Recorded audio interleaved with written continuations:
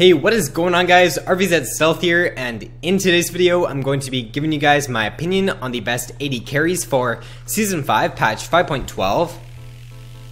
So first up on my list I have Tristana. With the recent nerfs to champions like Jinx, Graves, Calista, I think that Tristana is a much stronger pick right now, and I do think she's making her way back into the meta. She's seen quite a bit of play in competitive in the Chinese regions right now, and I do think she's also a pretty strong pick for solo queue.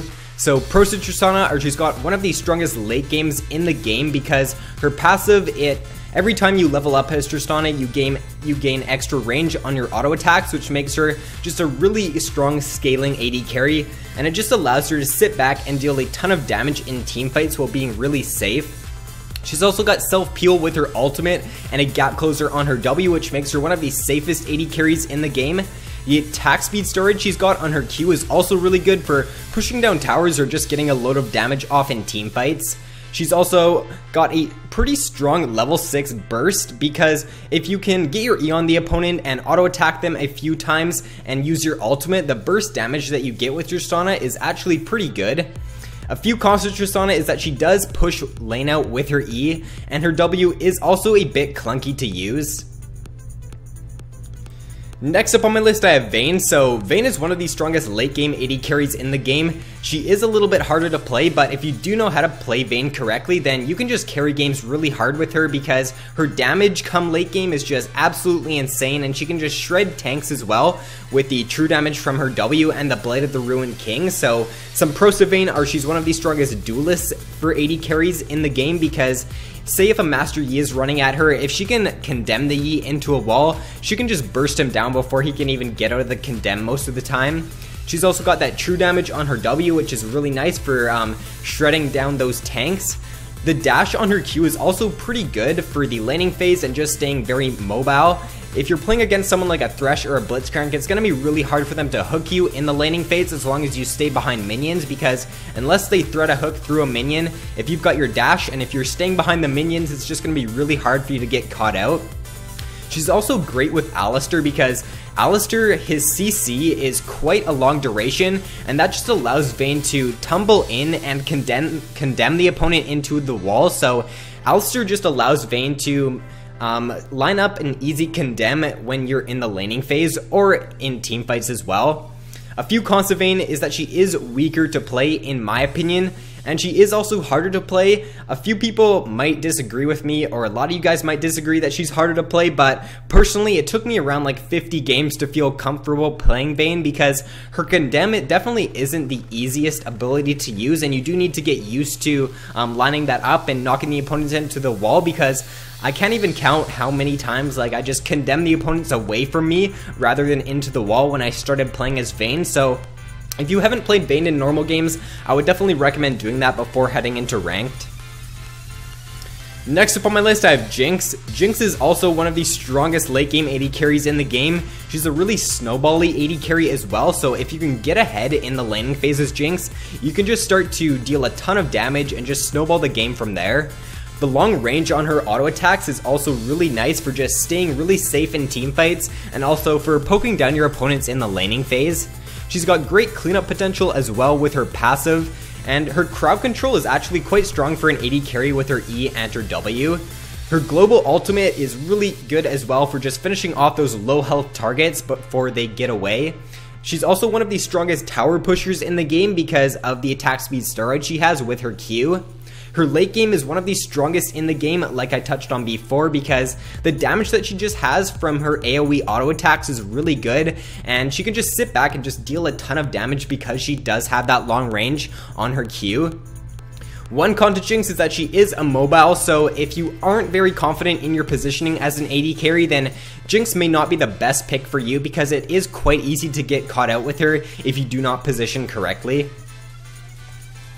Next up I have Sivir. So Sivir is one of my personal favorite AD carries in the game because I just find that even if I don't do too well in the laning phase, as long as my teammates don't feed hard, then I find that I can just carry games with Sivir because of her ultimate. And I think her ultimate is one of the strongest ultimates in the game for solo queue because it's so versatile. You can use it to pick out enemies, you can use it to disengage, and I just really like the versatility you get with it.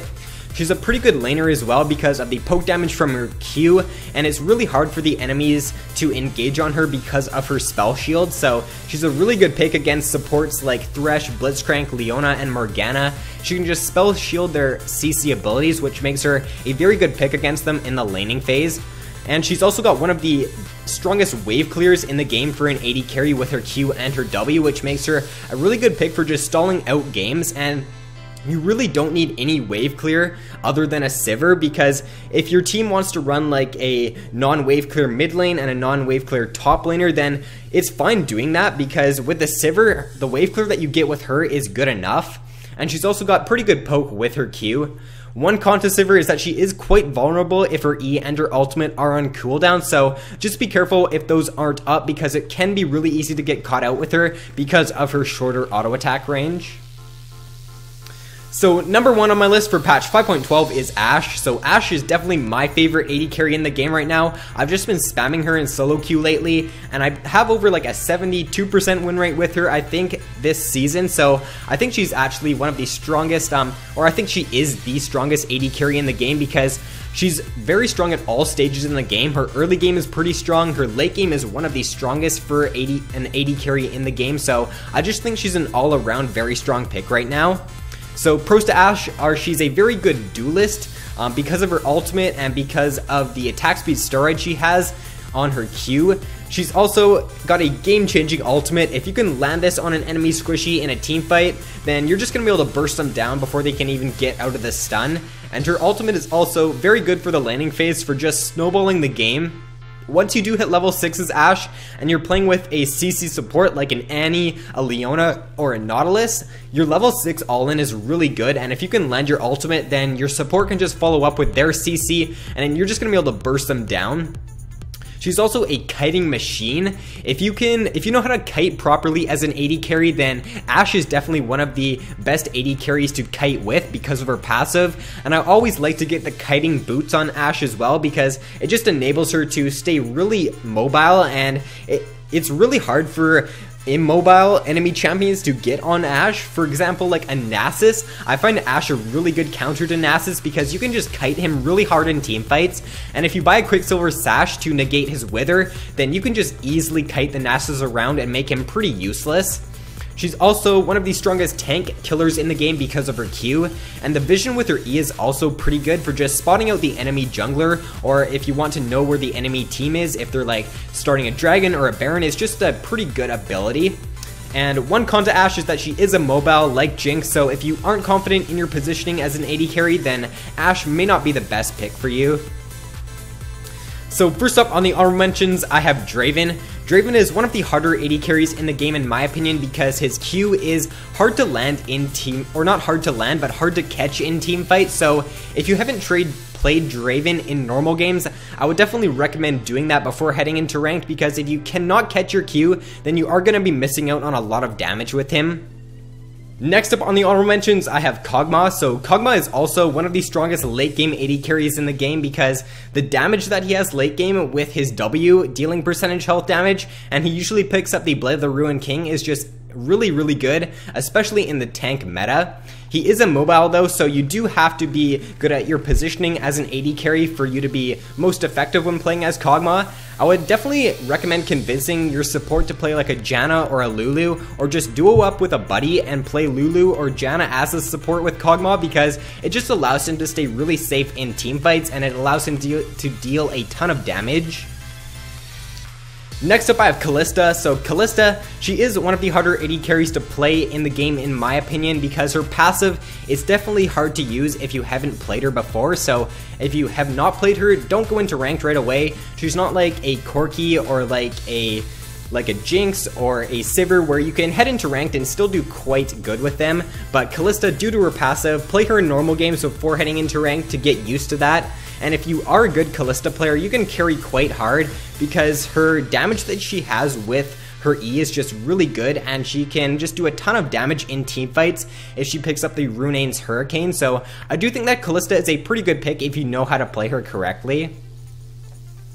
Next up I have Corki. Corki is one of the strongest mid-game AD carries in the game, so if you're looking for that mid-game poke AD carry, then Corki is definitely one of the best choices for that. He's also got the gap closer on his W, which makes him a very safe pick, so if you're looking for that strong mid-game AD carry, then I would recommend picking up Corki.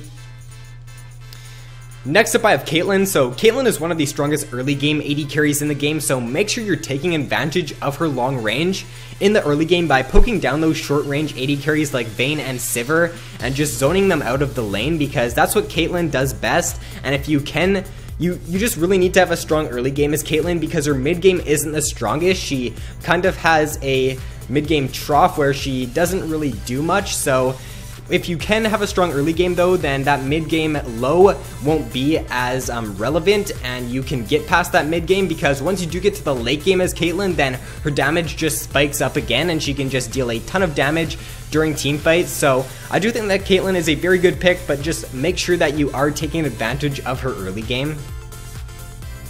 And last but not least, I have Lucien. So Lucien is a pretty decent AD carry still. He's not one of the, he's not top 5 quality anymore for sure, but I do think he is a fairly solid pick still.